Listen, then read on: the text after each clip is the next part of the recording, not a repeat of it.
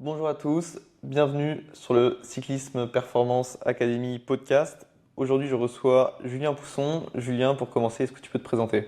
Ouais, salut. Julien Pousson, j'ai 34 ans. Je suis entraîneur de triathlon pour le groupe Cercle Performance, un groupe d'athlètes qui est basé à Grenoble. Et puis voilà, moi j'aime le sport, j'aime tous les sports, notamment les sports d'endurance, et j'en ai pratiqué pas mal. Ok. Est-ce que tu peux revenir un peu sur ton parcours, que ce soit sportif ou même professionnel? Ouais, en fait, j'ai commencé, j'ai fait les trois sports séparément. Ok. La natation, le vélo, la course à pied. Pas dans cet ordre-là.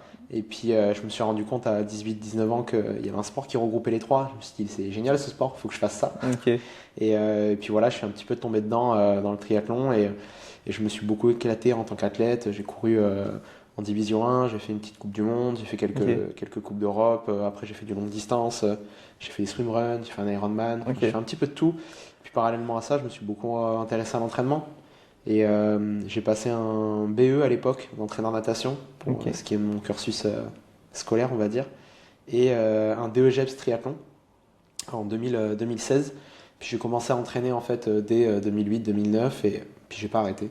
Et Ok. puis petit à petit, la partie athlète qui prenait beaucoup de place, elle en a pris moins, et la partie Ouais. entraîneur, elle a pris plus de place, jusqu'à il y a 4 ans où là, la partie entraînement, elle a pris toute la place, et puis la partie athlète, on va dire que c'est pour ma santé, pour faire un peu de sport. Ouais. Ouais. Et depuis que je suis arrivé à Grenoble, voilà, en 2020, pour entraîner le groupe. Ok. Ok. Ok. Et du coup, ouais, ça s'est fait assez naturellement. Le projet de devenir entraîneur, finalement, c'est dans la suite logique des choses. Tu t'es intéressé à l'entraînement, puis. Ouais, je pense même que même en étant athlète, des fois je m'intéressais plus au process que Ouais. finalement à ce que moi je faisais comme résultat, même si j'avais envie d'être performant. Mais tu sais, souvent tu vois les athlètes, il y en a certains qui sont très intéressés par Hmm. ce qu'ils font, comment ça fonctionne, ils veulent comprendre. Ouais. Bah, moi j'étais ce genre d'athlète. Et puis t'en as d'autres, ils aiment faire et ils réfléchissent différemment. Et du coup, moi j'étais plutôt le genre d'athlète qui aimait bien comprendre pourquoi je faisais les choses et qui essayait d'optimiser beaucoup. Et j'avais pas beaucoup de temps pour m'entraîner quand j'étais athlète parce que je travaillais en parallèle souvent. Et du coup, je cherchais toujours à optimiser mon temps pour que ce soit le plus efficace possible. Ok. Et du coup, tu as fait une formation, t'es pas allé à l'université par exemple en STAPS, J'ai fait un jour en STAPS. c'est vrai? J'ai fait la journée de rentrée en STAPS. Et en fait, après la journée de rentrée, je me suis dit, ah non, en fait, c'est pas pour moi, ça c'est trop théorique, j'étais pas à l'aise, je me sentais pas Ok. bien dans ce milieu-là. Et du coup, je suis allé passer mon BE natation directement et j'avais besoin de choses concrètes, de voir le terrain, de me faire ma propre expérience en fait. Ok, tu l'as pas regretté après Pas du tout, ok. pas du tout. C'est une partie qui, je pense, pourrait me permettre d'être un meilleur entraîneur. Mais honnêtement, aujourd'hui, je le regrette pas parce que le parcours que j'ai eu, au final, j'aurais jamais pu avoir le même en étant à la fac. Vraiment, ok. Et du coup, l'opportunité de venir à Grenoble, ça s'est fait comment En fait, dès que j'ai passé mon diplôme d'entraîneur de triathlon, je bossais sur deux structures. Je bossais sur la Ligue de triathlon. Ok. J'étais en Côte d'Azur, donc à Ouais. Saint-Raphaël, et sur le club de Saint-Raphaël Triathlon. Et puis après, je me suis bien éclaté sur le club de Saint-Raphaël Triathlon. J'étais entraîneur, après j'étais directeur technique de la structure. Donc j'ai eu pas mal de management à faire, on va dire. Et puis en parallèle, je me suis bien amusé aussi sur le développement des jeunes en fait. Donc les cadets juniors en triathlon, et on a monté vraiment un bon groupe. Et puis voilà, je pense que ça fonctionnait bien. Et il y a le pôle espoir de Boulouris à côté, donc à Ouais. côté de Saint-Raphaël, qui a voulu qu'on bosse ensemble et ils m'ont demandé si j'étais OK pour encadrer quelques séances. Petit à petit, ça s'est fait comme ça en fait, et j'ai encadré des séances, et c'est là que j'ai eu l'occasion de rencontrer des athlètes de l'équipe de France, avec lesquels j'avais couru un petit peu en Ok, tant ouais. qu'athlète. Et puis finalement, j'ai bossé pour la Fédération française de triathlon, donc au pôle espoir de Boulouris. J'étais en charge des cadets juniors, j'ai fait ça un an. Et en novembre 2020, les athlètes du groupe donc de Grenoble, de Cercle Performance, m'ont appelé, ils cherchaient un entraîneur. Donc ils m'ont proposé de venir, et ça s'est fait très vite, hein. Novembre Ok. 2020, je crois qu'ils m'ont contacté mi-octobre, mi-novembre, j'étais à Grenoble. Ok. Ok, ok, trop bien. Et du coup, bon, si cercle performance, j'allais dire cyclisme performance. Presque, c'est vrai, on a un peu pompé le nom, j'avoue, mais non, non. Cercle performance, du coup, est-ce que tu peux expliquer plus concrètement qu'est-ce que c'est? Ouais, c'est un groupe d'entraînement d'athlètes, donc c'est plusieurs athlètes qui se sont regroupés en fait pour s'entraîner au même endroit, pour du triathlon. Et ils mettent en commun leurs moyens, hein, pour pouvoir avoir des conditions d'entraînement et un cadre d'entraînement qui amène vers la performance, en tout cas qui contribuent à amener vers la performance. Et donc voilà, moi je fais partie de ces moyens-là et ils mettent en commun leurs moyens pour pouvoir notamment, moi, me payer. Mais ça peut être aussi d'autres choses pour qu'on ait des créneaux piscine, pour qu'on puisse avoir une salle de muscu, pour qu'on bosse avec un préparateur physique aussi. Donc c'est vraiment une mise en commun de moyens de plusieurs athlètes. Ok. Est-ce que du coup, ouais, c'était des potes à l'époque qui se sont dit, bah tiens, on va se réunir. Ouais, c'est ça. En fait, à l'origine, ça s'est créé autour de Dorian Ok. Coninx. Le groupe s'est créé autour de lui. Il y a un athlète qui est venu, deux athlètes, trois athlètes, quatre athlètes, et ainsi de suite. Et en fait, ça s'est formé comme ça, le groupe. Et ce qui est sympa, c'est que en fait, ça s'est vraiment fait en mode bande de potes Hmm. qui font du triathlon ensemble. Il me semble qu'à la base, Dorian, il voulait pas avoir l'impression d'aller au boulot quand il allait s'entraîner. Ouais, ouais. Et donc, je pense que ça représente bien l'état d'esprit du groupe, de ne pas forcément avoir l'impression qu'on va au boulot, mais par contre de bosser quand même Ouais, à l'entraînement. c'est des athlètes qui font que du triathlon, ils font pas d'autres projets à Ouais, côté. c'est ça. Il n'y a que des athlètes. Alors, la plupart sont professionnels.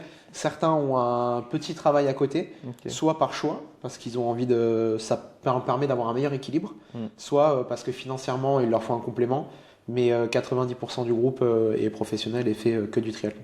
Ok. Et est-ce qu'il y a un lieu de vie vraiment commun? Ils ont tous leur appartement séparé? Comment ça s'organise? Chacun dans son appart. Ok, ouais. Maintenant, ils sont un peu plus grands qu'aussi Ouais. au début du groupe. Alors, certains sont partis, d'autres sont revenus, mais ils ont entre 20 et 30 ans, donc ils ont tous leur logement. En revanche, le point commun, c'est vraiment Grenoble, Grenoble et Chirol. Et ils sont tous basés soit à Grenoble, soit à Échirol, parce que l'intérêt, c'est qu'ils puissent s'entraîner ensemble le plus souvent possible et profiter de l'émulation de groupe et de se challenger un petit peu les uns les autres. Et donc, il faut qu'ils soient sur un lieu commun. Le lieu commun, c'est Grenoble. Ok. Ouais, tu l'as un petit peu dit, mais comment toi tu vois l'intérêt d'avoir justement ce groupe et bah, d'avoir des partenaires d'entraînement au final dans un sport où on peut s'entraîner tout seul aussi, quoi. Ouais, c'est vrai qu'on peut s'entraîner tout seul en triathlon, on a besoin de personne, entre guillemets, Hmm. mais c'est sûr que c'est un sport où on a déjà un volume d'entraînement qui est très important.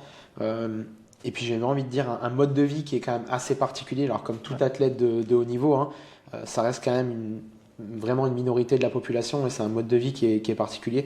Et je pense qu'on peut vite se retrouver seul et se sentir seul quand on est dans cette Hmm. situation-là. D'autant que les résultats sportifs, ils peuvent être très bons comme ils peuvent être moins bons parfois aussi. Donc l'état d'esprit, c'est vraiment essayer de s'entraîner le plus possible en groupe pour aller vers la performance, mais en réalisant nos objectifs individuels. Ok, ouais. C'est vraiment arriver Hmm. à trouver la balance entre je suis là pour mes objectifs perso, mais je suis là aussi avec le groupe et le groupe m'apporte. Ouais, ouais, ouais, ok. Parce que du coup, ils ont tous en plus des objectifs différents, ils préparent pas tous la même chose. Ouais, c'est ça. Là, il y a 11 athlètes actuellement dans le groupe. Ok. Euh, il y a des athlètes qui sont sur longue distance, euh, donc 73 Alpha Ironman, des athlètes qui sont sur Ironman. Il y a des athlètes qui sont sur courte distance. Ça peut être les championnats de France de Grand Prix de Division 1, donc vraiment des triathlons sprint. D'autres qui sont sur WTCS Coupe du Monde, donc sur le circuit mondial, mais courte distance aussi. Ouais. Donc ça va être des WTCS, ça va être des Coupes du Monde. Et il y a un athlète qui est sur Xterra aussi, Ok. donc triathlon avec du VTT. Donc voilà, tu vois, c'est quand même assez Ouais, ouais. varié, même si bon, ça reste quand même nager, pédaler, courir, mais ça reste varié dans les formats et ce que ça demande en termes d'effort. Ok, ouais, ouais. Ouais, comment ça se passe du coup ouais, finalement, vu qu'ils sont tous un objectif un peu différent, il n'y a pas forcément de comparaison. Comment ça se passe l'entraînement? Est-ce que entre eux, comment ça se passe entre eux, quoi? Ah, c'est la question qu'on me pose souvent, ça, en général. Comment ça se passe à l'entraînement? Est-ce qu'ils se tirent la bourre? Ouais, Pas tellement en fait. En fait, ils vont le faire, mais pas forcément sur là où on le croit. Donc, c'est-à-dire qu'ils vont pas forcément se tirer la bourre sur les trucs à fond. ok. En revanche, voilà, ils ont chacun leur zone d'intensité qu'on a définie par des tests, que ce soit en début d'année ou en cours d'année, peu importe. Et des fois, ils vont essayer d'être le meilleur possible, ou en tout cas meilleur que les autres, mais dans leur zone d'entraînement. Hmm. Je te donne un exemple. Je sais pas, en natation, ils ont une zone de fréquence cardiaque à suivre en natation. Ils vont essayer de nager le plus vite possible dans cette zone de fréquence cardiaque-là, qui est leur zone à eux. Mais Ouais, du ouais. coup, ça veut dire nager un peu plus vite que les autres aussi, si possible, mais Ouais. en restant dans leur zone. Donc ça permet quand même de garder un cadre, mais d'avoir un petit challenge entre chacun aussi. Ouais, ouais. Ouais, carrément, carrément. Et du coup, ils s'apportent aussi mutuellement le fait de s'entraîner ensemble et de quand même se motiver. Enfin, je pense, ouais, par exemple, la natation, surtout qu'ils doivent faire ensemble. Est-ce que en vélo, en course à pied, comment ça se passe? En fait, moi, quand je fais les programmes d'entraînement, c'est un petit casse-tête quand même, Ouais. parce que j'essaie de faire en sorte que leur programme d'entraînement puisse leur permettre de développer leurs objectifs individuels, les points qu'on a définis et sur lesquels on veut mettre l'accent, mais aussi qu'ils passent le plus de temps possible ensemble. Donc la plupart des natations, elles sont communes. Il peut y avoir des séances qui sont un peu séparées, mais même dans les séances, il y a beaucoup de temps commun. Par exemple, l'échauffement ou la récup, c'est plus ou moins calé en même temps. En vélo, il va y avoir soit des petits groupes différents, soit ils vont partir en même temps sur l'échauffement et puis après chacun va faire un peu sa série. Et en course à pied, c'est un peu pareil. Donc là où en fait ils vont beaucoup s'apporter, il y a deux aspects. Le premier aspect, c'est l'aspect de motivation, comme tu as dit. C'est que concrètement, il pleut dehors, il fait froid, je suis fatigué. En fait, je me pose pas la question parce que le rendez-vous il est à 13h et mes potes ils vont s'entraîner à 13h, donc en fait je vais aller les retrouver. Et il y a une ambiance dans le groupe qui permet de faire en sorte que tu en as toujours un en fait qui va avoir plus d'énergie que les autres, qui va un peu faire le con. Hmm. Et du coup, ça va mettre une bonne ambiance. Et en fait, tu vas oublier qu'il pleut, tu vas oublier qu'il fait froid, tu vas oublier que tu es fatigué, tu vas faire ta séance. Et puis, ça va bien passer. Ouais. Ça, c'est la première des choses. Et la deuxième chose, c'est quelque chose qu'on a beaucoup travaillé ces 4 dernières années, que moi j'ai essayé d'apporter en tout cas, c'est qu'on a pas mal de temps d'échange en commun en fait. Donc ça arrive très souvent qu'on ait des réunions, soit Ok. formelles, soit informelles. Ça peut être à la boulangerie, ou ça peut être vraiment en salle des fois. Ok. Et en fait, on va partager un petit peu où on en est chacun. On va faire un peu un état présent pour ceux qui font un peu de Ouais. préparation mentale. Et ça, en fait, ça va nous permettre de se connecter un petit peu plus les uns aux autres. Et puis aussi de partager des difficultés qu'on pourrait avoir ou des réussites et de les partager aux autres. Et en fait, les autres, comme la parole est assez libre, ils vont pouvoir donner des conseils, partager leur Hmm. expérience sur ce sujet-là. Et donc, c'est comme ça aussi qu'ils vont s'aider les uns les autres. Ok, ouais. Moi, j'ai vu que tu avais même fait un stage de cohésion aussi pour le groupe. Ouais, on fait des journées, je sais pas, ils appellent ça journée d'intégration, Ok. moi j'appelle ça des journées de rentrée. Mais ouais, souvent le début de saison, on va faire des activités un peu communes. Cette année, on est allé dans un refuge, on a passé la nuit dans un refuge, voilà, c'était très sympa. On a passé des bons moments, un bon moment ensemble. Mais en fait, même en dehors de ces choses-là formelles, voilà, hier soir, on est allé boire un verre. Il y avait une partie du Ouais, groupe, il n'y avait ouais. pas tout le monde qui était là. Une autre fois, je sais pas, ils vont faire une pétanque. En fait, il y a beaucoup de temps hors de l'entraînement où ils sont ensemble, que ce soit par petits groupes ou tous ensemble. Et ils passent beaucoup de temps ensemble, en fait. Ok. Et ils en ont pas marre à force de passer leur journée sur le vélo avec les mêmes qu'ils retrouvent le soir. Bah, en fait, déjà, il faudrait leur demander, mais en gros, on s'est défini une règle. Enfin, on s'est défini plusieurs règles dans le groupe, mais une des règles, c'est en gros, si tu veux être tout seul pour aller t'entraîner, personne ne te le reprochera. En revanche, l'idée c'est que personne ne se retrouve jamais seul s'il n'a pas envie. Hmm. Donc si tu veux pas être tout seul pour l'entraînement, il y aura toujours quelqu'un normalement qui sera dispo, qui aura le même entraînement que toi. Ou alors Ok. ça peut arriver ponctuellement, mais tu vas pas passer 3 mois à faire tous tes entraînements tout seul, ça n'existe pas. Ouais, ouais. Ouais, c'est clair, ouais, parce que sinon on pourrait vite se sentir de ne pas avoir le choix en fait, d'aller à l'entraînement avec les autres, alors qu'on pourrait avoir besoin finalement des fois de se retrouver seul, quoi. Ouais, c'est ça. Ben, c'est pour ça qu'on l'a verbalisé en fait et qu'on s'est mis d'accord. On s'est mis d'accord sur le fait que s'il y en a un qui va aller rouler tout seul ou s'entraîner tout seul, c'est pas Ouais, grave, il n'y a pas de souci. Euh, mais par contre, celui qui veut pas se retrouver tout seul, il faut pas qu'il se retrouve tout seul. ouais, carrément.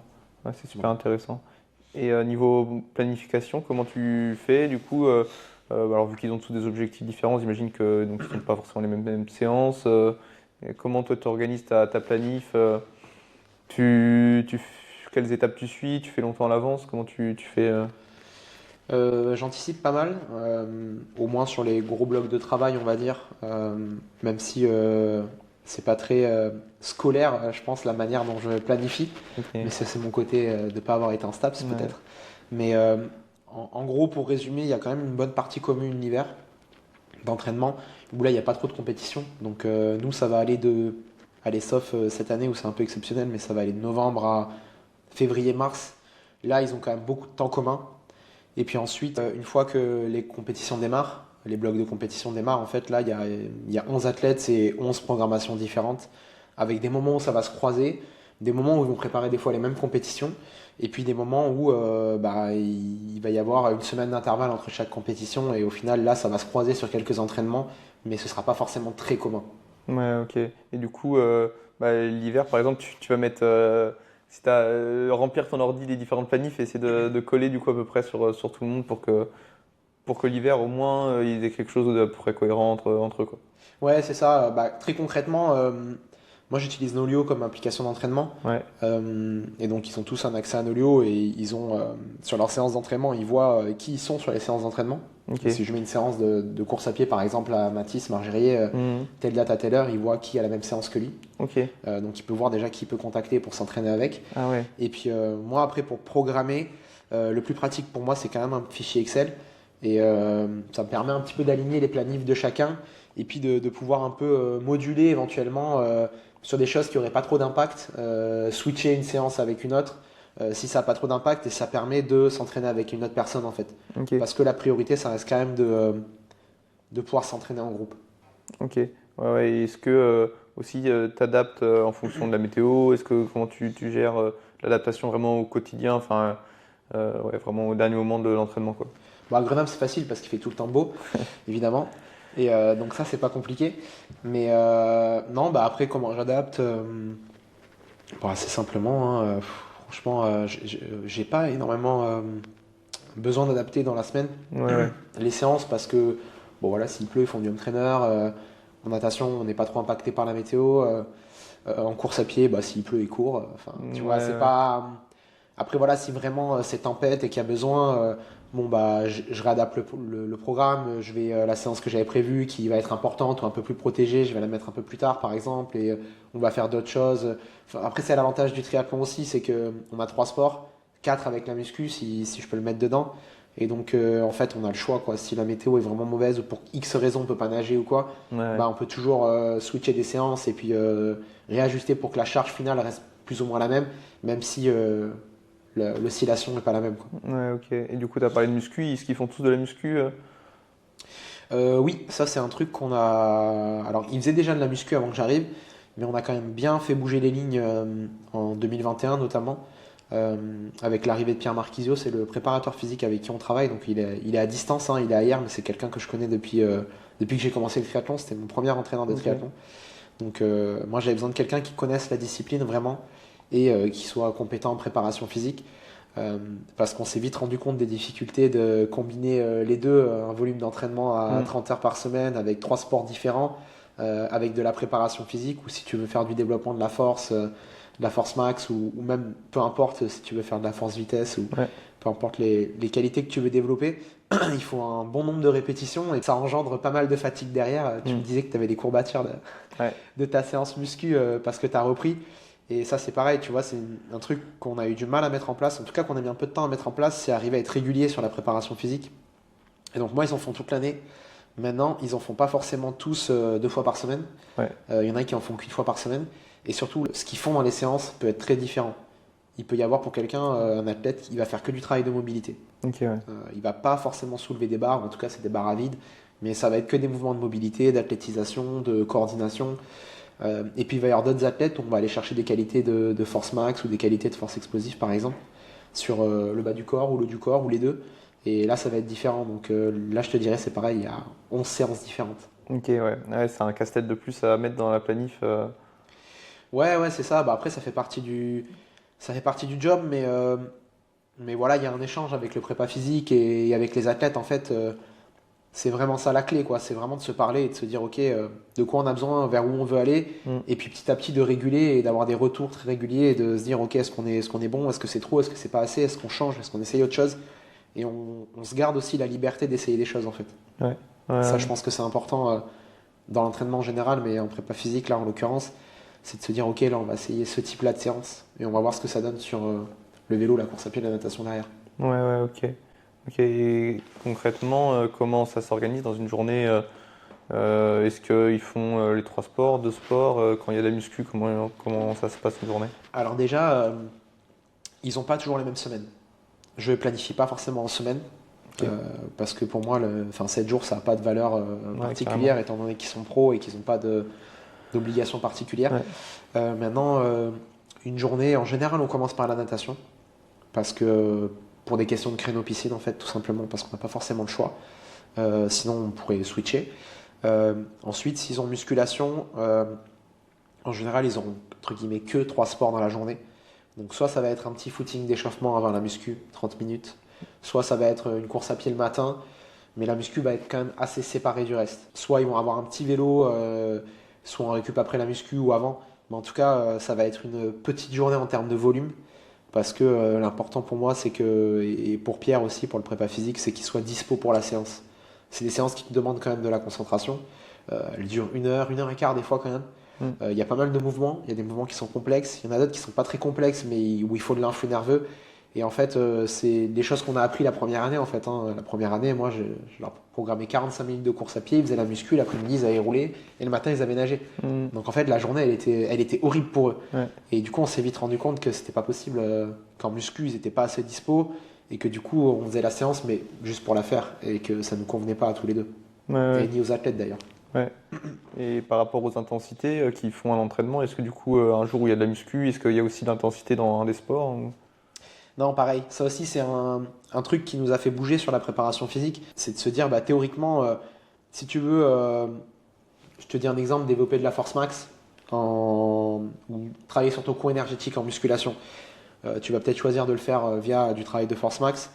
Et là, il faut que tu sois dispo avant la séance. Dispo, quand je dis dispo, c'est dispo physiquement, Ouais, ouais. psychologiquement. Donc ça veut dire que si tu mets des intensités qui laissent des traces les 2 jours avant, ça va être compliqué d'être dispo sur la séance. Tu fais ta séance de muscu, les 2 jours après, tu risques d'avoir des courbatures ou au moins des raideurs. Donc si tu mets des grosses vitesses en course à pied, raideur plus élasticité, tu prends des risques. Du coup, là, tu as 4 jours qui sont passés. Ouais. Tu vas vouloir remettre une séance de muscu 2-3 jours après ou 4-5 jours après. Et en fait, tu retombes dans le même schéma. Donc Ouais. du coup, ça, en fait, on l'a vite écarté. C'est pas possible. Du coup, en fait, ce qu'on fait, c'est qu'on a trouvé un petit peu des subterfuges pour travailler notamment la force max en musculation, mais sans avoir de très lourdes charges et sans Ok. avoir un nombre de répétitions trop important. Donc, tu as l'impact au niveau nerveux, tu as l'impact au niveau de l'impulsion que tu vas mettre, mais tu as Ok. moins de traces derrière. Et Ok. donc, tu peux faire quelques intensités 1 jour, 2 jours après. Ok. Par exemple de l'isométrie ou les choses comme ça Ouais, c'est ça, on va faire des combos aussi. Ouais. On va faire des combos aussi où il va y avoir une partie isométrique et puis après une partie explosive. En concentrique, on va éviter de travailler en excentrique, on va le faire rarement, sauf sur des choses où il n'y a pas beaucoup de poids, notamment sur les chaînes postérieures par exemple, sur les travails d'ischio, sur les travails sur les mollets, sur les fessiers.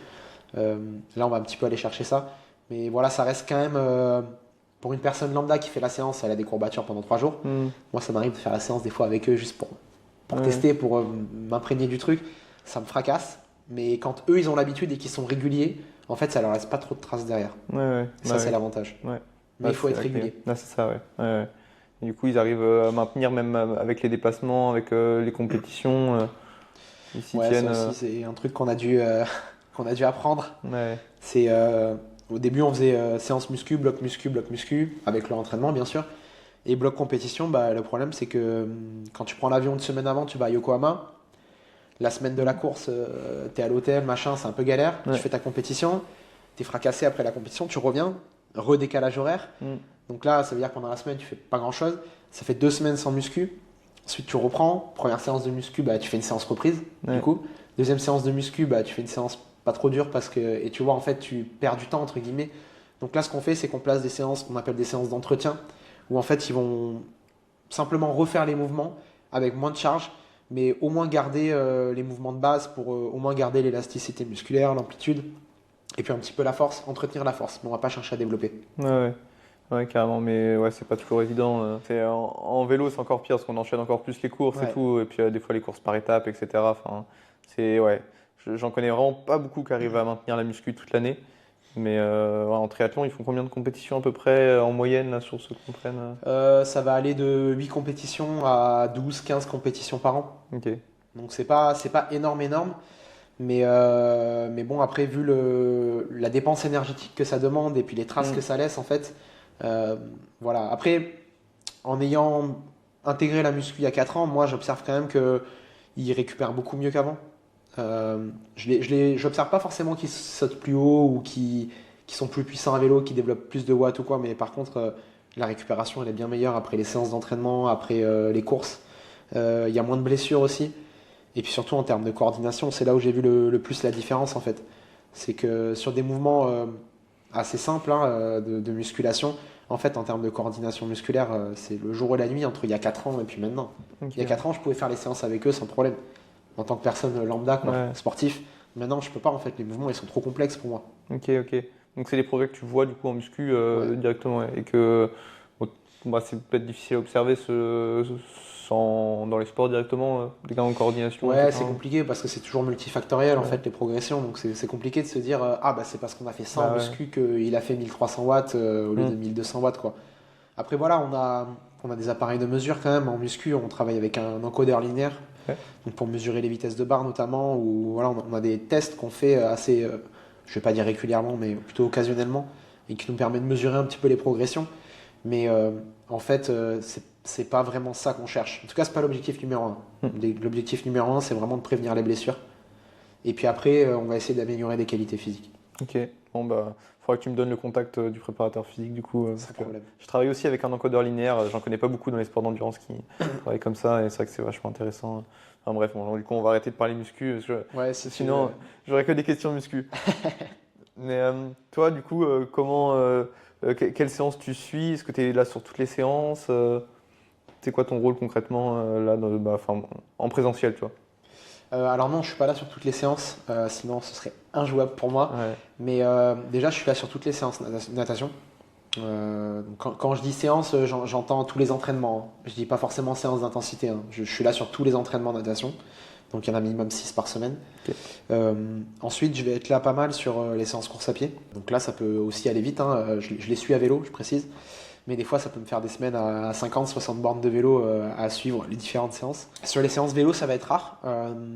Je vais pouvoir y aller quand il y a des mesures à prendre, notamment quand on va se rapprocher un peu des compétitions. Pour ceux qui font du long, souvent, on va essayer de venir un peu étalonner ce qu'ils pourraient être capables de produire sur la compétition. Ou en tout cas, je vais essayer de leur donner le maximum de repères pour qu'ils puissent se gérer en compétition. Et donc là, sur des séances vélo, ça peut arriver que je vienne prendre des mesures, que ce soit de lactate ou alors simplement on vient prendre des chronos sur des puissances, etc. pour voir l'efficacité, sur l'aérodynamisme, des choses assez simples. Et puis après en musculation, j'y étais beaucoup au début, les 2 premières années, euh, pour mettre ça en place. Hmm. Et maintenant, franchement, ils sont plus experts que moi en musculation sur la partie technique. Donc ils n'ont pas forcément besoin de mes retours. Après, moi j'y vais quand même parce que j'ai besoin de les voir. J'ai besoin de voir comment ils font, j'ai besoin de voir comment ils sont. Et puis après, concrètement, ce qui me prend beaucoup de temps aussi avec eux, en présentiel, c'est de discuter tout simplement avec eux en fait. C'est qu'on a quand même pas mal de temps, que ce soit individuel ou commun, à échanger sur ce qui se passe à l'entraînement, ce qu'on voudrait faire, ce qu'on a fait, les prochaines compètes, Ok. débriefer. Voilà, ça prend beaucoup de temps Ouais. et d'énergie. Ouais. Tu l'organises de façon vraiment formelle ou ça se fait comme ça naturellement? Donc au début, pour les entretiens, j'organisais ça de manière assez formelle. La semaine après la compétition, il fallait qu'on se voit. J'avais mon petit canevas de débrief que j'ai fait évoluer. Et puis finalement, maintenant, on se connaît quand même un peu mieux. Eux me connaissent mieux, moi je les connais mieux. Et c'est moins formel. Donc il peut y avoir des rendez-vous qu'on va se donner. Et puis des fois, moi je vais leur dire, voilà, moi je suis dans la discussion de groupe qu'on a, je suis dispo là, là, là, là, là. Ok. Placez-vous sur là où vous avez envie qu'on se voit et puis on discute. Et puis la plupart du temps, en fait, je pense que même ouais, 80% du temps, en fait, c'est après les entraînements, on discute de manière informelle. Mais pour moi, c'est là où je prends le plus d'informations sur les athlètes, en fait. Et comment ça a évolué ça justement, ta façon d'échanger avec les athlètes là du coup depuis ces 4 années que tu es ici? C'est quelque chose qui a quand même bien évolué, je pense, chez moi. C'est un des secteurs que je pense que j'ai le plus travaillé ces 4-5 dernières années, la relation avec l'athlète et puis même la préparation mentale de manière générale, ou l'accompagnement plutôt. À mon niveau, c'est plutôt de l'accompagnement. Et ouais, ça a quand même bien évolué parce que au début, j'entraînais des athlètes quand j'étais à Saint-Raphaël qui étaient cadets juniors. Donc la posture n'est pas forcément la même. Après, je me suis retrouvé à entraîner des athlètes donc à Grenoble qui ont mon âge, avec qui j'ai Mm. couru il n'y a pas si longtemps et qui préparent des objectifs qui étaient les Jeux Olympiques à ce moment-là de Tokyo pour certains athlètes du groupe, pour 4 athlètes du groupe. Donc du coup, c'est pas forcément la même posture. Et eux n'étaient pas en attente de la même chose que les Mm. athlètes cadets juniors que j'entraînais aussi. Donc ça, je l'ai pas mal fait évoluer. Et puis après, tout simplement, en fait, je suis allé le travailler. J'ai fait une formation à l'INSEP hein, s'appelle Mieux se connaître pour mieux accompagner, qui Ok. était super. C'est pas une formation qui est très longue, mais qui était super, qui est basée sur un peu des techniques pour faire émerger, ou des outils plutôt pour faire émerger la réponse venant de l'autre, en fait. Une manière de poser des questions, et puis une manière de se placer aussi pour que la personne en face, en fait, fasse son cheminement et puis trouve sa réponse un petit peu tout seul. Ce que j'avais pas du tout tendance à faire avant. J'étais plutôt dans une posture où c'était moi qui devais donner la réponse, c'était moi le prof. Ok, ouais. Donc, et ça a beaucoup évolué parce que avec des athlètes qui préparent les jeux, au final, moi, c'est un niveau de compétition que j'ai jamais connu. Et puis surtout, les athlètes, ils se connaissent mieux eux-mêmes, eux-mêmes que moi, je les connais en fait. Et du coup, j'ai quand même pas mal travaillé ça. Et puis aussi, j'ai aussi travaillé avec une préparatrice mentale que j'allais voir moi Ok. euh, pour mon point de vue perso, pour mon développement perso, mais aussi pour mon développement pro. Et ça, je pense que ça m'a pas mal fait évoluer. Et puis même les athlètes, en fait, ils l'ont vu qu'à partir du moment où j'ai commencé à travailler Hmm. ça, ils ont vu la différence, ils me l'ont dit. Ok, ouais. Et concrètement, tu saurais expliquer un petit peu qu'est-ce qui a changé?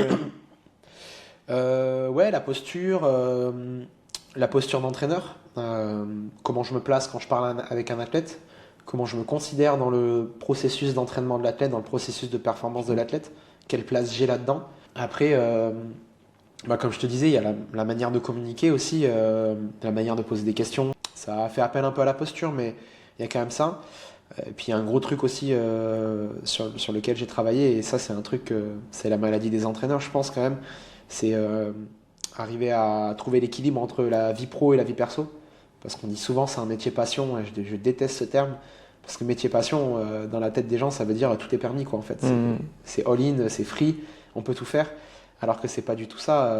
Enfin, un entraîneur, il est pas que entraîneur en fait. C'est pas ça qui le définit. C'est aussi une personne. Et il va être entraîneur à un certain moment, mais ça va aussi être une personne à un autre moment. Et ça, je pense que c'est important parce que beaucoup d'entraîneurs s'oublient eux-mêmes. Ouais. Et il faut arriver à. Ça fait un peu moralisateur, hein, je suis désolé, mais en tout cas, dans mon cas, c'était ça. Je vais plutôt parler de mon cas. Moi, c'était ça en fait. J'avais mis beaucoup de choses de côté. Et du coup, je me suis un peu oublié dans ma pratique sportive, dans moi qui j'étais, pour être un meilleur entraîneur selon moi. Sauf que c'est pas ça qui m'a rendu être un meilleur entraîneur en fait. Ouais, carrément. Mais par contre, ça m'a fatigué, ça m'a épuisé. Ouais. Ça m'a coûté beaucoup d'énergie. Et donc, j'ai beaucoup travaillé sur comment j'arrive à faire le plein d'énergie pour être totalement dispo quand je suis entraîneur. Mais après, quand je suis plus entraîneur, je suis plus entraîneur. Je suis moi, quoi. Je suis Julien Hmm. Pousson. Ouais, ouais. Et concrètement, qu'est-ce que tu as mis en place pour justement réussir à bien dissocier les deux et voilà, ce qui t'aide du coup maintenant à avoir peut-être un meilleur équilibre qu'au début? Alors, déjà, c'est totalement individuel. Donc, ce que je vais dire là, c'est pas forcément valable pour tout le monde. La théorie est, je pense, valable pour beaucoup, mais dans la pratique, pas tout le monde a les mêmes besoins. Euh, Moi, ce qui m'a beaucoup aidé, c'est de prendre des temps pour moi, en fait. Des temps où je fais quelque chose pour moi et moi seul, en fait. Ou avec ma compagne. Mais en tout cas, c'est savoir organiser le temps pour me dire, ok, là, en fait, ce jour-là, je vais pas répondre aux messages des athlètes parce que il y aura pas d'urgence, en fait. Ouais. Même si c'est un entraînement, c'est pas grave. Mais par contre, ce temps-là, je vais le prendre pour moi, pour aller en montagne, pour aller nager, pour aller faire des choses que j'aime, en fait. Et ça va me recharger en énergie. Et quand je vais être avec les athlètes, cette énergie-là, je vais être beaucoup plus efficace. Et moi, j'avais tendance à me dire, non, en fait, toute l'énergie que j'ai, il faut que je la mette là-dedans, parce que c'est super important, parce que les athlètes, ils ont besoin de moi, Ouais. parce que si je suis pas là, ils sont perdus. Alors qu'en fait, ils sont pas perdus, quoi.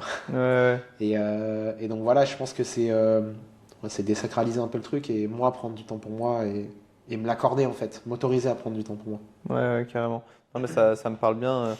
C'est un travail que j'avais un peu mis en place aussi cet hiver avec une prépa mentale et c'est clairement ce qui m'a le plus apporté parce que bah, j'étais exactement dans le cas que tu décrivais. Et finalement, même si j'étais pas forcément été la voir pour ça, mais au final, ouais, clairement, en tant qu'entraîneur, c'est très dur de débrancher. Alors toi, tu as les deux trucs. Déjà, tu les vois en vrai, puis en plus, bon, bah, l'accès aux messages, etc.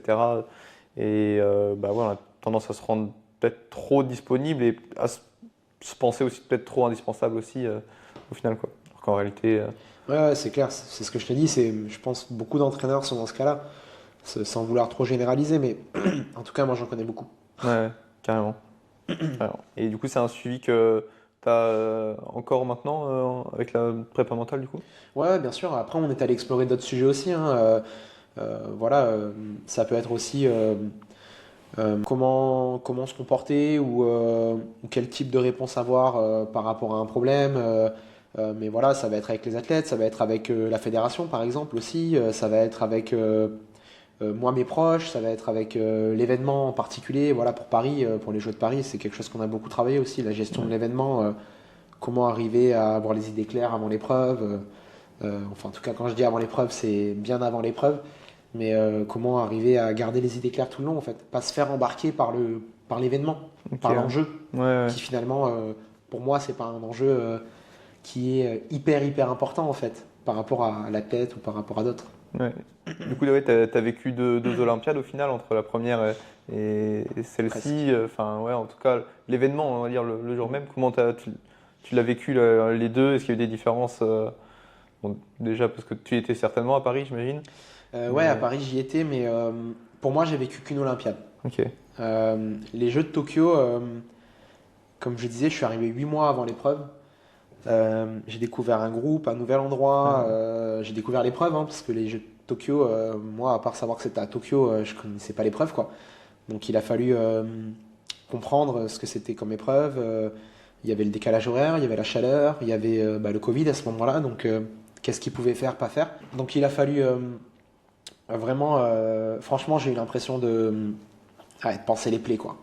Tu vois, j'ai eu l'impression de me dire, ok, là il y a un truc, on essaye de faire ça, on met un petit sparadrap, ça va passer. Euh, et du coup, c'est pas mon meilleur souvenir, Tokyo. Pourtant, le résultat était meilleur qu'à Paris, ouais, mais c'est pas mon meilleur souvenir parce que Tokyo, ouais, c'était vraiment préparer une course vite fait en one shot comme ça, en essayant de faire du mieux possible. Ça s'est plutôt bien passé quand même en termes de résultats, puisque pour l'athlète qui est concerné, Dorian, il fait une médaille de bronze sur le relais mixte et il fait, je crois que c'est 17e sur l'individuel. Donc c'est plutôt bien pour le niveau qu'il avait à ce moment-là. Euh, mais pour Paris, là par contre, j'ai vraiment eu l'impression d'avoir le temps de programmer ce que je voulais faire et vraiment d'avoir une vision à plus long terme. Et ça, c'est quelque chose que j'ai vraiment aimé en fait. De me dire, ok, là l'échéance elle est là, mais on a 3 années et demie pour préparer le truc. Qu'est-ce qu'on fait pendant ces 3 années et demie là? Où c'est qu'on veut être dans 3 ans et demi? ouais. Et qu'est-ce qu'on met en place? Et ça, c'était beaucoup plus plaisant, même si le résultat de la course a été beaucoup moins bien et beaucoup plus décevant par rapport à ce qu'on attendait. Mais l'Olympiade a été carrément plus bénéfique pour moi. Ouais, ouais, ouais. Du coup, comment ça s'est passé sur cette préparation ouais, je sais pas, tu avais défini certainement des étapes un peu, ou des choses à tester que tu as peut-être réévaluées, des choses que tu as ajoutées peut-être au fur et à mesure de la prépa, comment tu avais organisé les choses? En fait, après Tokyo, je me rappelle le soir de la course individuelle de Tokyo, quand, quand je vois les gars qui sont sur le podium, je me suis dit, putain, ah ouais, en fait, faire une médaille olympique, c'est ça, quoi.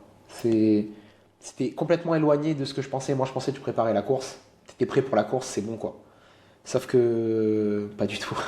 Avoir une médaille olympique, pour moi, c'était à ce moment-là, je me suis dit, mais en fait, il faut maîtriser tellement de choses. Il y a tellement de paramètres à maîtriser, il y a tellement de choses à mettre en place. Et avec Dorian, on n'était pas du tout là, quoi. Mais vraiment. Et donc, du coup, pour Paris, je me suis dit, ok, là par contre, la course, on la connaît, on sait où c'est, on va avoir des éléments. Donc, il va y avoir pas mal de choses à maîtriser. Et c'est pas juste préparer cette course-là, c'est comment on arrive à ce niveau de performance-là ce jour-là, donc dans 4 ans. Donc, c'est plutôt de se dire, ok, qu'est-ce qu'on va mettre en place, quoi. Et donc, en gros, sur la stratégie, on va dire, ça a été 2022, on a testé pas mal de choses, de méthodes d'entraînement. On est allé explorer des champs de compétences, d'amélioration différents. En 2023, on a voulu tester une méthode et en 2024, on voulait l'appliquer. Ok, ouais. Donc c'était un peu ça l'idée, l'appliquer en modifiant bien sûr certaines choses, mais c'était on teste, on valide, on applique. C'était un peu ça la stratégie globale sur les 3 années. Ok, ouais.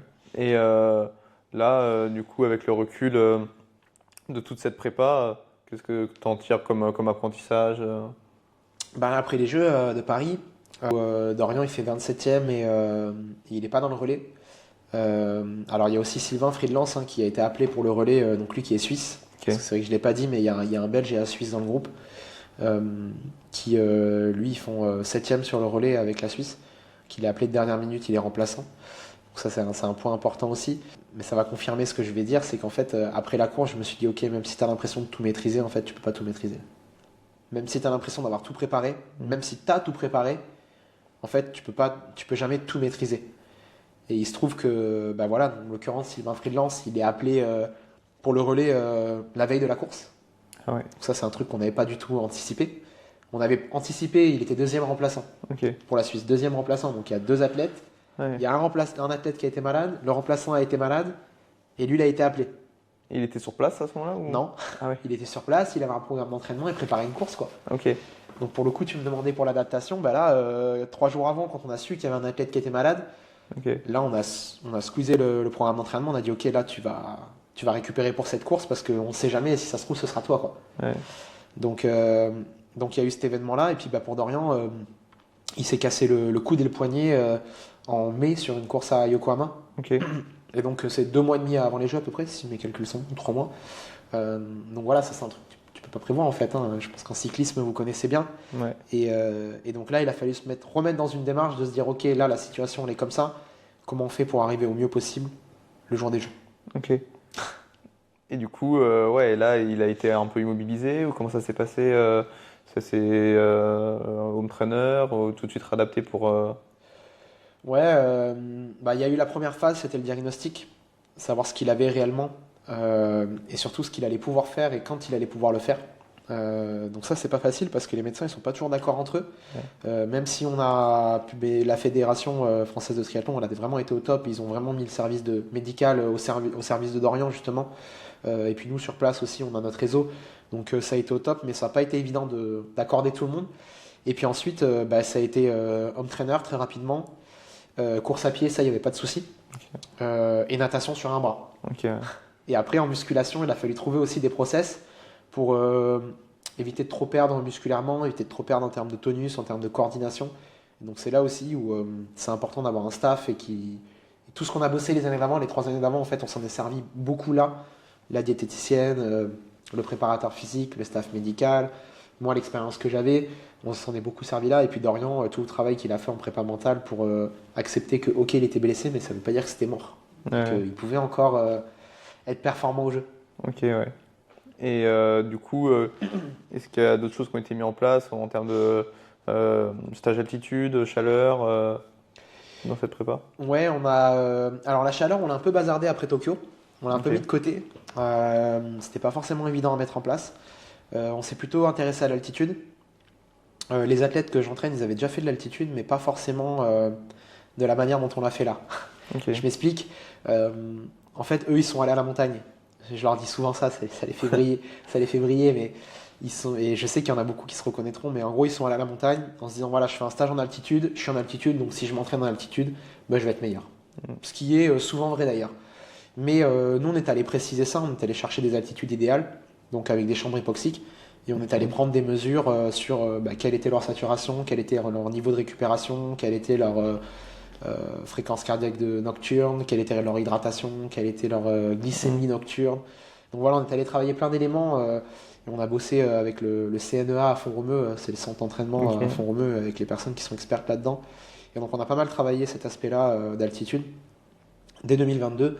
Et en 2022, ils y sont allés 3 fois en altitude, fait 3 stages de entre 3 et 4 semaines. En 2023, ils y sont allés 2 fois. Et en 2024, une fois. Ok. Mais à chaque fois, à minima 3 semaines, voire 4 semaines, voire 4 semaines et demie. Ok. Ok. Et en 2024, une fois parce que c'était voilà, décidé qu'il ne se fasse qu'une fois ou est-ce que du coup il y a eu aussi des changements Ouais, en fait, le calendrier, il était plus compliqué pour pouvoir satisfaire les critères de sélection Ok. au jeu et se préparer Ouais. en altitude ou retourner en altitude une autre fois. Mais on avait prévu la plage de préparation d'altitude. On y a été un peu plus de 4 semaines en juillet 2024 en altitude. Ok. Et du coup, ouais, il dormait dans les chambres hypoxiques à Font-Romeu. Ouais, c'est ça. T'as pas pensé à essayer de faire venir peut-être des chambres hypoxiques équiper les athlètes à domicile ou... Alors moi, j'étais bien intéressé pour qu'ils s'entraînent en haut aussi. Ok, ouais. Donc, qui dorment en haut et qui s'entraînent en haut. Là, Dorian, il dormait dans une. Donc, c'est les chambres hypoxiques. Hein, je sais pas si tout le monde, tous ceux qui écoutent auront la ref, mais c'est des chambres avec une altitude simulée et donc une fraction d'oxygène qui est diminuée et donc qui permet de créer des jeunes globules rouges et donc faciliter le transport de l'oxygène une fois redescendu.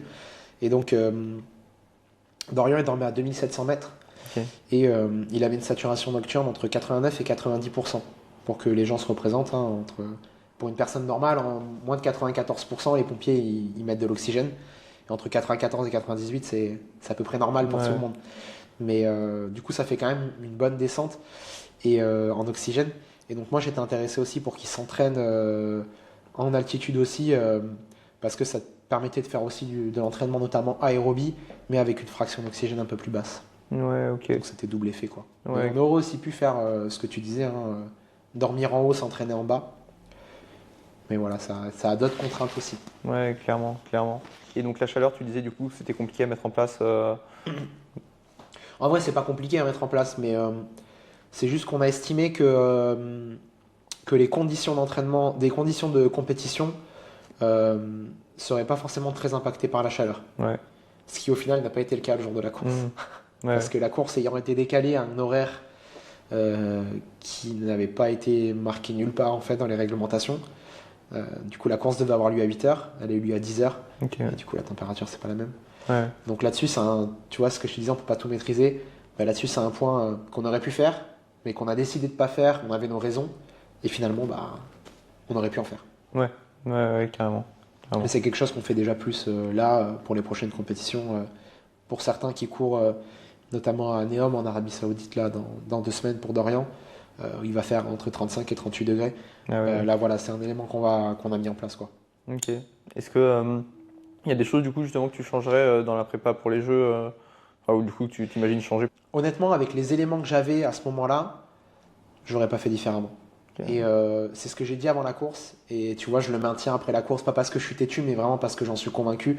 Et en fait, tu as toujours des trucs que tu peux améliorer. Mais il faut prendre en compte que les décisions que tu les prends avec les éléments que tu as à l'instant T, en fait.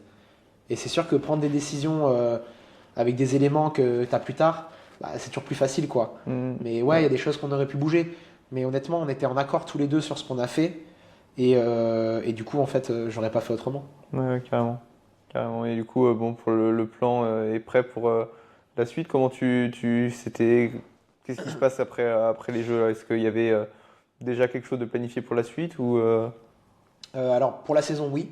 On avait déjà ouais. planifié la suite de la saison après les Jeux.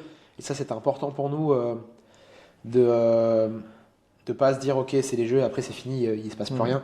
Mais de prévoir quelque chose après. Et puis après, autant après Tokyo, le plan pour Paris, il a été rapide à faire. Autant là, je Ouais. pense qu'on va quand même prendre un peu plus de temps.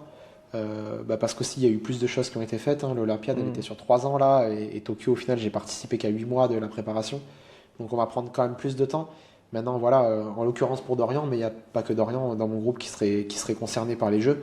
Euh, le plan pour Los Angeles, il mûrit petit à petit quand même. Voilà, moi j'y pensais déjà un peu avant les Jeux de Paris. Maintenant, ça mûrit petit à petit. Ça marche.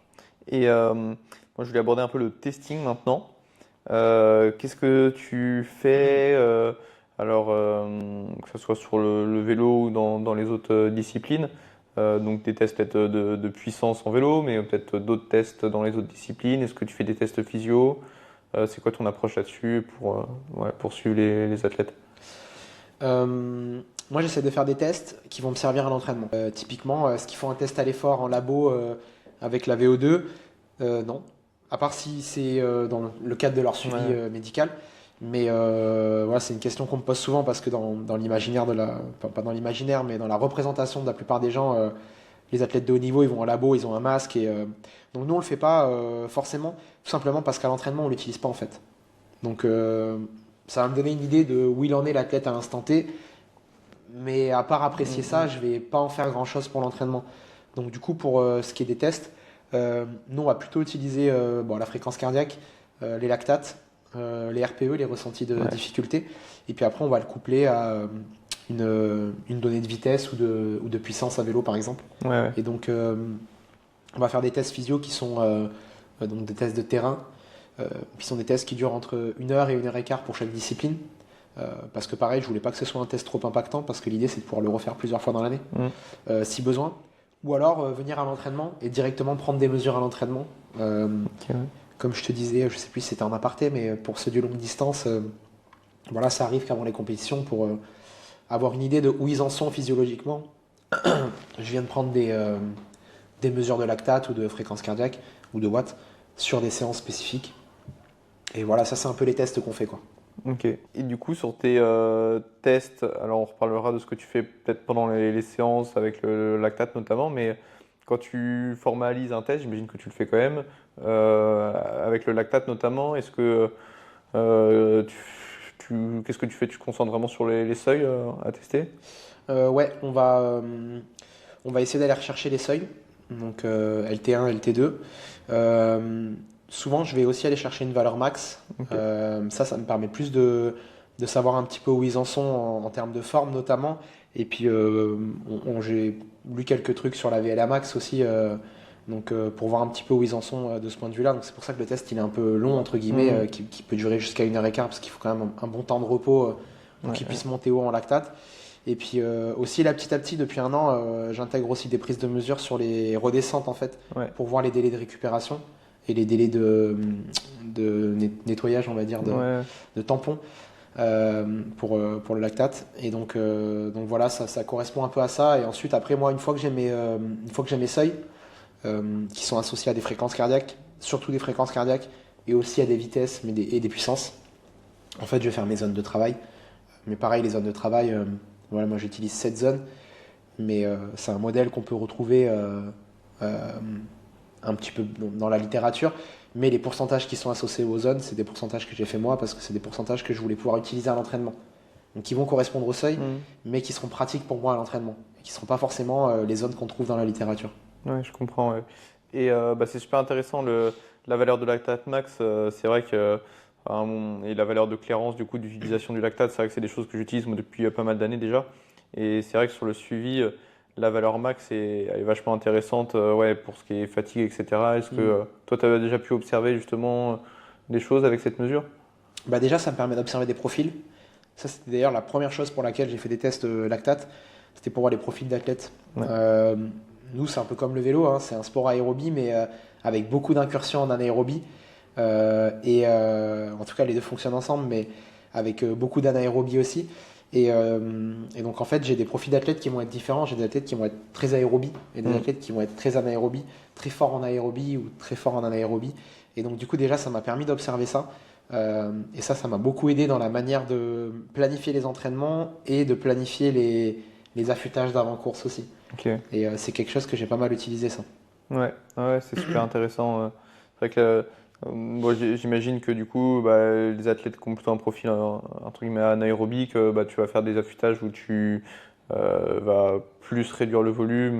Non, comment tu Ça dépend des t'individualises? athlètes. Ça dépend des athlètes. Ça dépend des athlètes. Même parmi les athlètes qui ont le même profil, il va y avoir des affûtages qui vont être différents et des besoins qui vont être différents. En gros, moi, ce que j'ai fait, c'est que j'ai couplé, si je résume un peu, hein, c'est pas si simple que ça, mais j'ai couplé le profil physiologique de chaque athlète. On a aussi travaillé avec les HRV, avec la mesure de la variabilité Ok. cardiaque. Donc ça, je l'ai pas mal utilisé aussi pour m'aider à comprendre les profils des athlètes. Et le troisième truc, c'est ce que l'athlète ressent et ce qu'il dit en fait. Et donc on complore ces trois trucs-là, il y a différentes formules, on va dire. Hmm. Voilà, un athlète comme Dorian, par exemple, les 2 jours avant la course, il va faire ce qu'on appelle nous des activations euh, qui vont, pour d'autres athlètes, être vraiment très difficiles. Donc voilà, ça arrive que des fois, la veille de la course, il fasse un enchaînement vélo-course à pied où vraiment il va se secouer, il va essayer de monter haut en fréquence cardiaque, il va faire des intensités assez hautes. Et pour Ok. autant, j'ai d'autres athlètes qui ont un profil anaérobie, mais qui ont peut-être une capacité d'entraînement un peu moins importante et Hmm. une habitude du volume un peu moins importante. Et là où je vais beaucoup descendre le volume parce qu'eux, ils ont besoin de beaucoup de fraîcheur et ils n'auront pas de mal à avoir l'impulsion, les fréquences cardiaques, elles vont monter assez rapidement, mais sans problème, quoi. Ouais. Alors pour certains, les fréquences cardiaques, typiquement pour Dorian, s'il ne fait pas d'activation, ces fréquences cardiaques, elles vont être 20% moins importantes que s'il fait les activations. Ouais, je vois. Et sur le HRV, du coup, qu'est-ce que tu as pu voir selon les différents athlètes en termes de cinétique, enfin voilà, comment ça se représente là sur les semaines d'affûtage? Bah pareil, ça peut être très varié.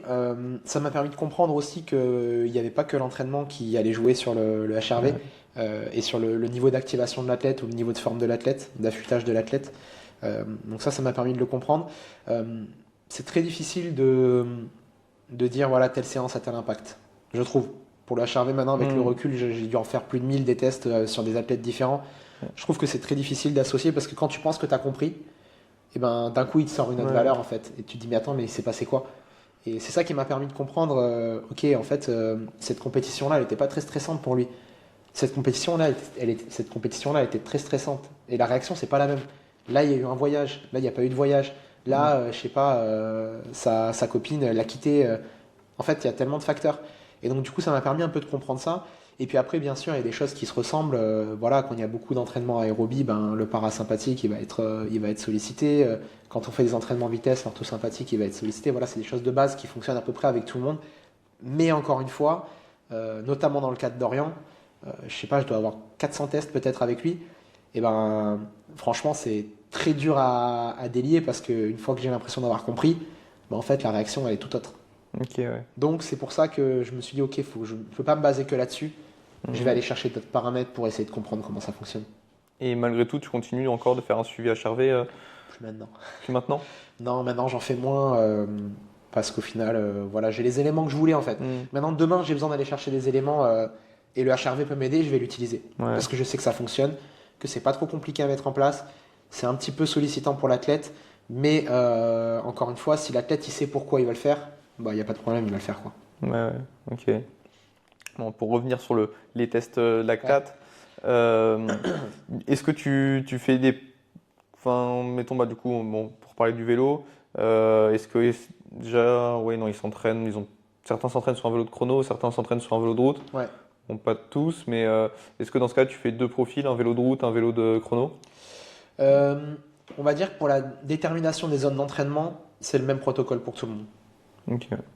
Maintenant, alors je te dis c'est le même protocole pour tout le monde. Après, des fois, ça peut varier un peu sur les temps d'effort en fonction des profils. Je triche un Ok. peu des fois. Ok. En gros, quand j'ai besoin d'aller chercher des valeurs, je vais pas hésiter à allonger la durée d'un palier Ouais. pour pouvoir aller chercher cette valeur-là parce que je connais l'athlète et je sais que cet athlète-là, il a besoin d'un peu plus de temps pour que ça se stabilise, par exemple. Ouais. Donc ça, c'est des choses que je vais faire. Après, rappelle-moi ta question de base. Est-ce que, bah, du coup, par exemple, est-ce que tu fais un test sur un vélo de chrono et un autre test sur un vélo de route pour Ah oui, quelqu'un ouais. qui a deux vélos? Ouais, c'est bon, oui, ça peut m'arriver. Maintenant, je vais privilégier le test avec le vélo qu'il va utiliser en compétition. Ouais. Donc, si le gars il fait du longue distance, même s'il roule sur les deux vélos, la plupart des séances d'intensité, il les fera sur les Ouais, vélos de c'est clair. chrono, sur les vélos de compétition. Après, on fait aussi les tests sur home trainer. Mm. Ça peut arriver notamment parce que bah, souvent les tests de début d'année, on les fait en janvier. Et que bah, voilà, faire un test physio quand il fait 5 degrés, c'est pas la même chose que quand tu fais un test Ouais. physio quand il fait 15 degrés. C'est pour ça aussi qu'on les fait plusieurs fois dans l'année, hein, d'ailleurs, par rapport aux conditions météo. Et après, sur Home Trainer, je reporte les valeurs du capteur de puissance du vélo et pas celui du Home Trainer aussi. Ouais, Donc, clairement. ils peuvent avoir des zones d'intensité pour le vélo de chrono et pour le Home Trainer, Mm. qui ne seront pas les mêmes au niveau des watts. Ouais. Mais très honnêtement, j'utilise pas beaucoup les watts à l'entraînement. Ok. J'utilise plus souvent la fréquence cardiaque. Ok. Donc, quand tu prescris tes séances, mettons sur Nolio, tu donnes pas forcément de zone de watts à respecter. Pas forcément. Alors après, la plupart du temps, non.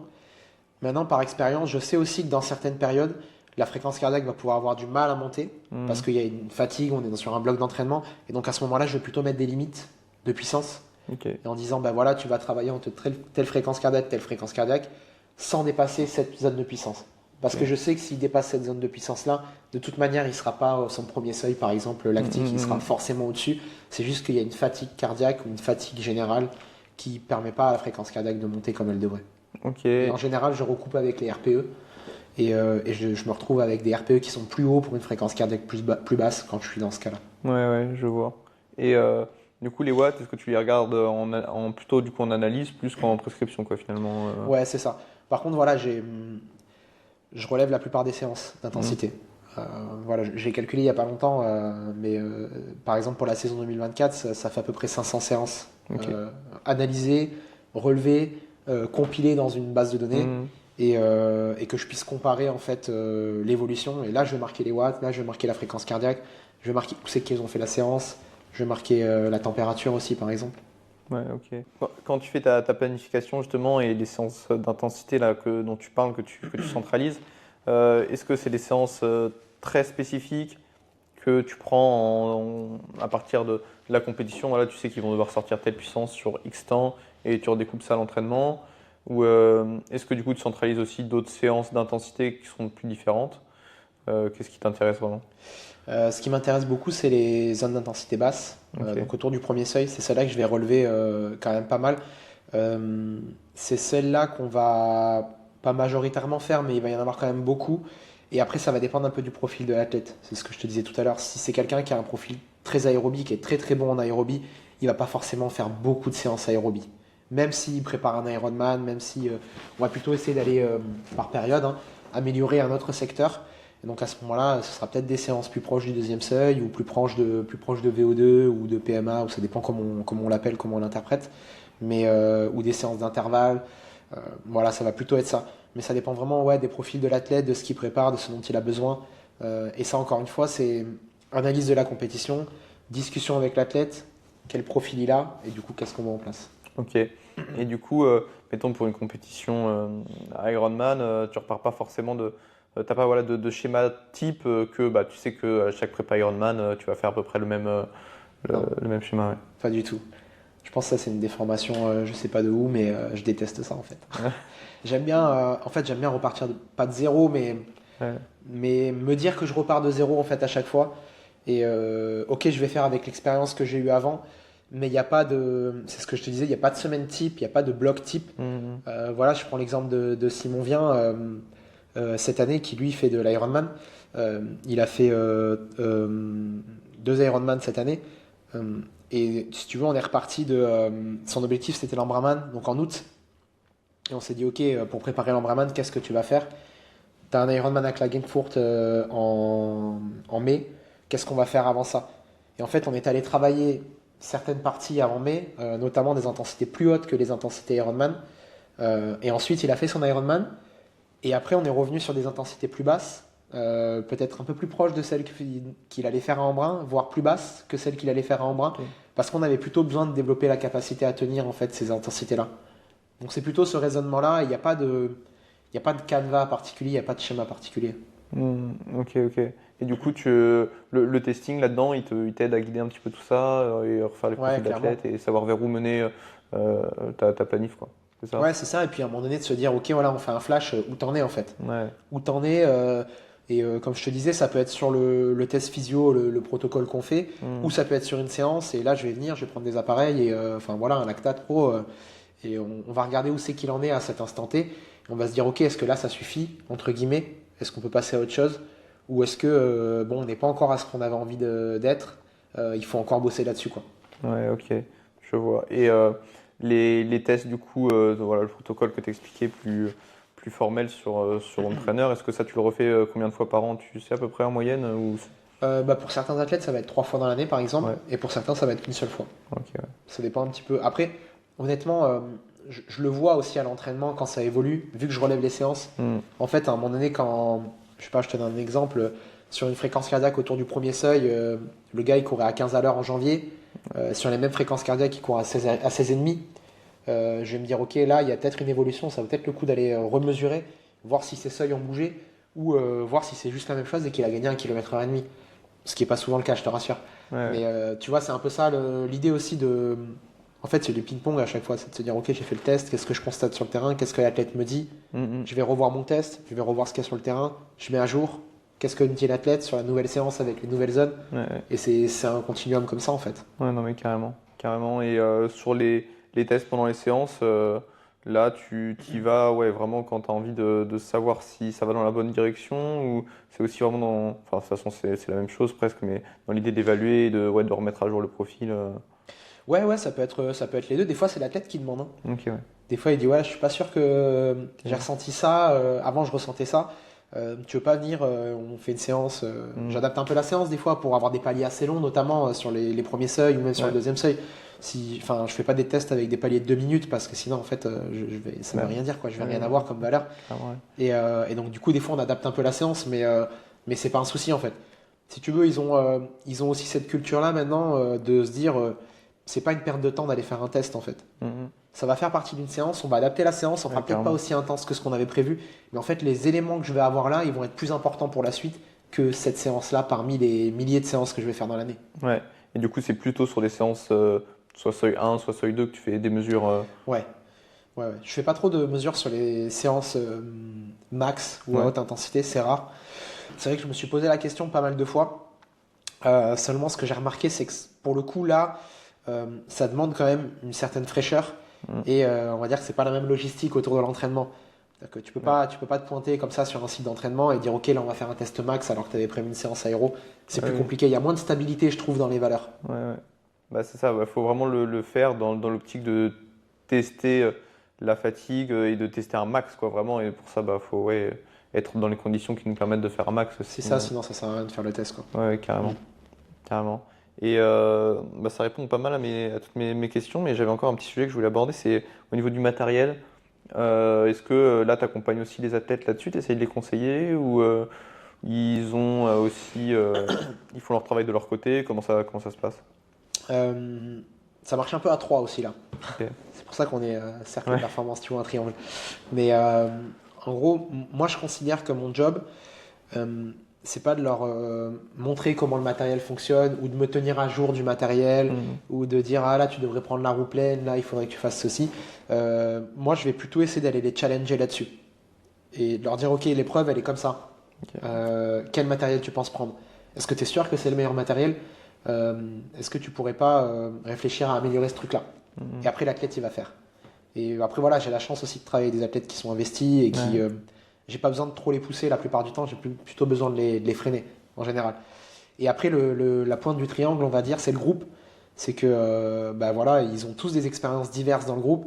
Et Mhm. celui qui démarre sur longue distance, il va aller demander à certains du groupe comment tu ferais toi pour tel truc, tel truc. Ouais.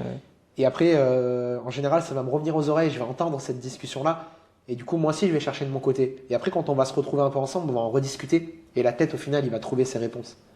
Mhm. C'est un peu comme ça qu'on a fait, notamment pour la nutrition, en fait. Pour la nutrition, Ouais. c'est un autre sujet. Mais au début, on a passé un test de consommation glucidique. Il y a un athlète qui l'a fait. Et on s'est dit, ah ouais, putain, c'est ça la consommation glucidique à l'effort. Putain, c'est énorme. Et du coup, ils ont parlé un peu entre eux et Ouais. tout. Et puis, moi, ils m'ont un peu challengé sur le truc. Ils m'ont dit, mais toi, tu faisais comment quand tu étais athlète? Moi, je prenais pas de gel quand j'étais athlète. Parce que pour moi, c'était si tu faisais monter le sucre, tu faisais l'hypoglycémie Ouais. réactionnelle, enfin à l'ancienne, quoi. Et du coup, ils m'ont challengé là-dessus. Et au final, en discutant tous ensemble, on a beaucoup progressé là-dessus, en fait. Mais on l'a vraiment fait. Tout le niveau du groupe est monté en même temps, en fait, sur ce sujet-là notamment. Mhm. Et donc, ça répond un peu à tes questions, tu vois. Et moi, j'ai ce rôle-là de presque des fois plus de manager plutôt que d'entraîneur. J'essaie de Ouais. favoriser le fait que ces problèmes-là émergent. Ouais. Ah, mais carrément, c'est trop bien. C'est vrai que bah ouais, je le vois dans les équipes que j'ai pu fréquenter ou avec des copains, etc. Bah en fait, ouais, euh, j'ai des compétences sur le matériel, mais en fait, il y en a plein qui ont des expériences à eux, etc. Puis en fait, c'est vrai que bah, quand on met tout ça en commun, bah, finalement, on arrive à, ouais, à avancer beaucoup plus vite que tout seul dans notre coin ou même juste avec quelqu'un, voilà, travaillant avec une seule personne sur ce sujet-là, quoi. Ouais, et puis ça rejoint un peu ce que je te disais tout à l'heure sur la posture d'entraîneur, c'est que je peux pas tout savoir. Hmm. En fait, je peux pas être expert dans tous les domaines, c'est impossible. La personne qui Ouais. dit qu'elle est experte dans tous les domaines, il faut me la présenter, je veux bosser avec. Mais c'est impossible. Et du coup, c'est comment tu vas chercher la compétence, comment tu vas chercher les réponses et comment tu crées cette émergence un peu du questionnement en fait et de se dire ok, comment je vais faire pour améliorer ça? Comment on va faire pour améliorer ça? C'est génial. Et est-ce que il y a des tests aéro aussi avec certains? Est-ce qu'ils ont enfin, des tests voilà, en soufflerie ou sur le terrain? Maintenant, bon, il y a quelques outils qui le permettent. Ouais, on est plutôt allé en soufflerie. On est allé avec Mathis, avec Mathis Margerier. On est allé à Silverstone Ok. dans une soufflerie. Euh, on avait un peu du matos et surtout des positions à tester. Hmm. Enfin, il avait des positions à tester. Avec Dorian Coninx, on y est allé aussi. C'était en janvier dernier. On est allé à Saint-Cyr, à Ok. côté de Paris. Et là, c'est pareil, on a vu un petit peu la différence entre les positions. Et là, on s'est vraiment projeté en mode Paris. On dit, OK, il y a tant de virages, il y a tant de moments où tu vas être éventuellement dans les roues ou devant, des lignes droites. Donc, du coup, quelle position il faudrait que tu adoptes à tel moment, tel moment? Est-ce qu'il faut vraiment qu'on aille chercher un truc très agressif? Est-ce que ce casque-là, il est mieux que l'autre? Est-ce que ce Ouais. bidon-là, il fait une différence par rapport à l'autre? On est vraiment allé gratter un petit peu plus dans le détail parce qu'on a eu le temps de se le permettre, en fait. Ouais, ouais. Non, mais c'est passionnant, puis c'est un impact tellement énorme sur la performance que Bah ouais. aujourd'hui, c'est difficile de le négliger. Voilà, quand on peut gagner les watts qu'on peut gagner avec ça comparé aux watts qu'on peut gagner à l'entraînement, finalement, Puis le temps qu'il nous faut pour les gagner, ces watts-là, si on ouais, arrive à c'est les clair. gagner. Ouais, c'est clair. Alors qu'une séance en soufflerie, voilà, après c'est de l'investissement aussi, hein, Mhm. parce que ça a un coût. Et puis il faut pouvoir avoir accès au matériel aussi qui te permet Ouais. d'optimiser. Il y a la position, c'est la plus grosse partie hein, de toute façon, mais tu as aussi le matériel. Mais c'est sûr que voilà, c'est un investissement qui peut être très rentable. Ouais, ouais, ouais. Bon, on va arriver au bout. Voilà, bon, j'arrête de te cuisiner. Ça n'a pas été facile pour toi. J'étais un peu malade, donc Ouais, ouais, désolé si ma voix elle est un peu partie en vrille des fois. bon, c'est le travail de l'intelligence artificielle, tu verras. On va essayer Super. réparer tout ça. Mets-moi la voix de Morgan Freeman ou quoi, tu sais, une voix de. J'avais une dernière question, c'est Jérémy Staffan qui me l'a envoyé. Il m'a dit, est-ce qu'on te retrouve en course au Vieux Boucau en 2025? Ouais, il m'a déjà retrouvé en 2024, mais sur le bord de la route. Mais j'essaye de faire au moins un triathlon dans l'année. Déjà parce que j'aime ça. Et puis parce que j'ai envie de garder le contact en fait avec, de me souvenir dans mon corps ce que ça fait. Et donc ouais, pourquoi pas, hein. Mais il faut qu'il s'entraîne hein, par contre, parce que ça va envoyer. Bon, bah, super, je suivrai ça de loin alors. Parfait. Merci d'être venu et puis bah voilà, alors à bientôt et peut-être qu'on se recroisera du coup, tu es sur Grenoble, hein, on n'a pas eu l'occasion de se croiser Non, pas beaucoup encore, mais voilà. Donc merci encore et puis bah ouais, à bientôt. Avec plaisir, merci pour tes questions.